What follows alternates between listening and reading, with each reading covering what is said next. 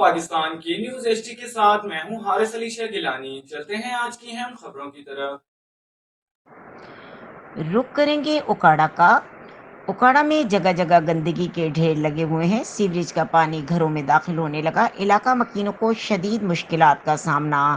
मजीद जानते हैं अपने नुमाइंदे राना ताहिर से, जो इस वक्त उकाड़ा में मौजूद हैं और तफसीलात से आगाह कर रहे हैं। जी ताहिर, बताइएगा।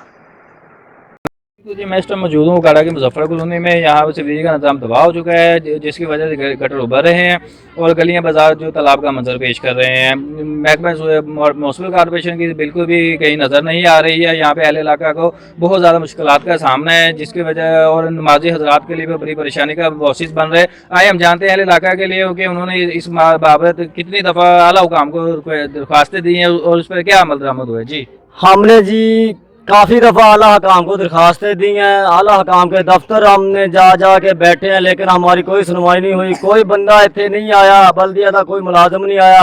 असी 100 रुपया इकट्ठा करके भी दिता है कि इन सफाई की जाए। वो कहते वास लियाने या मारने सानू पैसे दो, लेकिन साड़ी कोई इतने सुनवाई नहीं हुई। मेहरबानी करके साढ़े बच्चे बचा दो।